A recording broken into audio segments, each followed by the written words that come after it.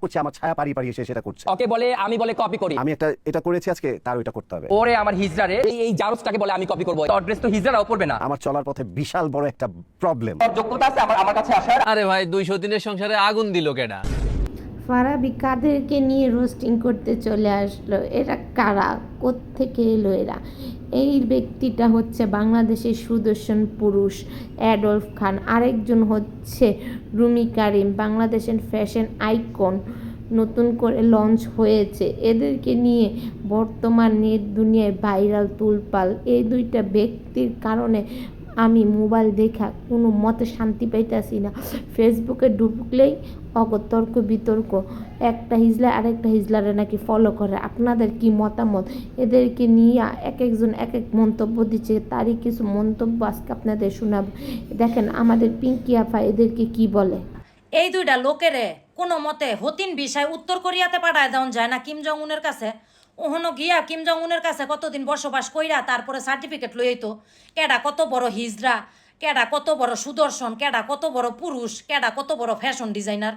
আল্লাহ আল্লাহ, এইভাবে একজন আইয়া কয়দিন পরে পরে আম করি এইভাবে অত্যাচার করে কে? হ্যাঁ, হতিন হতিন খেলা, হ্যাঁ যেমন খুশি তেমন সাজো খেলা শুরু করছে। একজনে পাগড়ি পিন্দা, একজনে লেহেঙ্গা পিন্দা, 50 কেজি ঝুনঝুনি পিন্দা, কি লাগাই দিছে পাথরের আংটি উংটি টিকলি ঝাপটা, আর কোনো কিছু বাদ থইতাছে না। এমন জ্বালান জ্বালায় কে এরা? হ্যাঁ, বাংলাদেশও আসলে কি কইতাম আরে কে যেমনে পারেন ওই উত্তর কোরিয়াতে পাঠান হতিন ভিসা দিয়া, দোনোটারে পাঠান কিম জং উনের কাছে। কিম জং উনের কাছে থাকলে একেবারে বালা সার্টিফিকেট লই আইতে পারবো। আমাদের পিঙ্কি আপায় কিন্তু এই দুই সুদর্শন পুরুষ বাংলাদেশের দুইটা ভাইরাল হিজলারে ভালা করে বইরা দিছে। এগো জ্বালায় কয়দিন ধরে মোবাইলের ভিতরে ঢুকতে পারি না। ফেসবুকে ঢুকলে এগো অত্যাচার, ইউটিউবে ঢুকলে তিশার ফ্যামিলির অত্যাচার। কী যে করমো, এই জন্য একটু আইছিলাম পিঙ্কি আপার মতো আমি একটু বইরা দিই।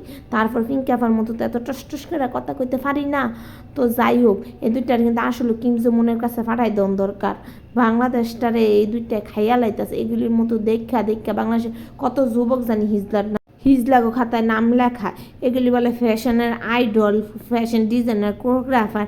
এগুলি দিয়ে হকগল ছেড়িতানের ফ্যাশন চুরি করে কইরা ফ্যাশন করে। তবে কি আল্লাহ কোনো জ্ঞান বুদ্ধি দেয় নাই? হয় ফুরা লেডিস হইয়া যা, না ফুরা ব্যাড হয়ে যা। কে লেখা হাফ লেডিস হইয়া আমগো দেশটার এত খারাপ করতাছস, নেট দুনিয়ায় ভাইরাল করতাছস, যুবক যুবক সারাগো মাথাটি নষ্ট করতাছস। আর কি আর কইতাম, কতগুলি মাইয়া ছিলা নাচে, এগুলির পিছে পিছে সারাদিন ঘুরে ভাইরাল অনের লিগে ভাইরাল অনের এত শখ হিজলাগো পিছে পিছে ঘুরে, কি সাজুগুজু করে, কি মেকআপ করে, কি মডেলিং করে, কোনো আও নাই বাউ নাই, কিছু নাই। আর বাংলাদেশের মিডিয়া জগৎ আছে এটির পিছিয়ে বেড়াতে, এটির কথা কইলে ভাইরাল, এটির ভিডিও দিলেই ভাইরাল। তো ফেসবুকে ঢুকলে অত্যাচার, ইউটিউবে ঢুকলে তিশার ফ্যামিলির অত্যাচার। কি আর কমো, এর লেগে দুইটা কথা কইতেছি অগ বিষয়। তো ভিডিওটা এখানে শেষ করলাম। আপনাদের মন্তব্য কমেন্ট করবেন।